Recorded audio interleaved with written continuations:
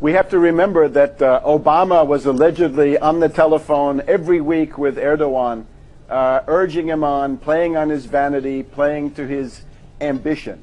Now, the Turkish government for the last few years wanted to become a regional hegemon. They also had ideas about pan-Turkic spheres of influence. And at the beginning, this was not all bad. When they tried, for example, to mediate the nuclear dispute with Iran, joining with Brazil, to do that, that had some positive elements in it. But I would say after the fall of Egypt, after the fall of Mubarak, the Turkish government was conned into this idea of a new Ottoman Empire. And with the new Ottoman Empire, you go from zero problems to dozens and dozens of serious problems. And as you point out, the most serious is the Kurds. Now, the PKK.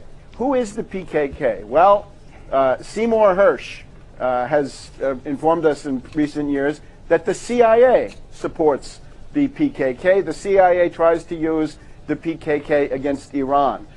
In recent years in France, in the boudoir, as it was called, Danielle Mitterrand, the wife of French President Mitterrand, was a great patroness of the PKK.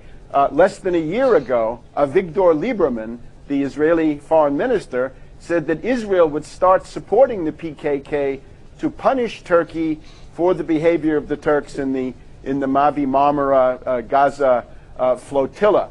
There are also stories that NATO through Greece supports the PKK, and I think this is what Turkey would have to understand. I wish Turkey well. I've been there. I've met a lot of political leaders in Turkey. They have to understand that the alliance with the U.S. and the British is a lethal embrace. In other words, the Anglo-Americans are going to love them to death.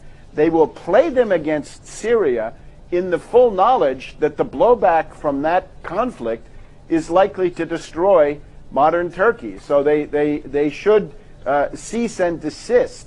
There's nothing to gain in this and everything to lose.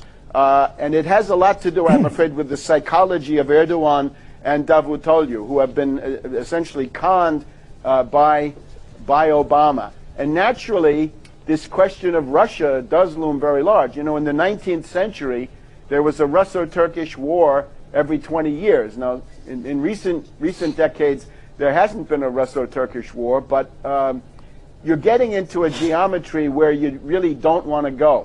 So it would be important, I think, to see that the Syrian armed forces are succeeding against the rebels inside Syria. They're essentially quelling the rebellion.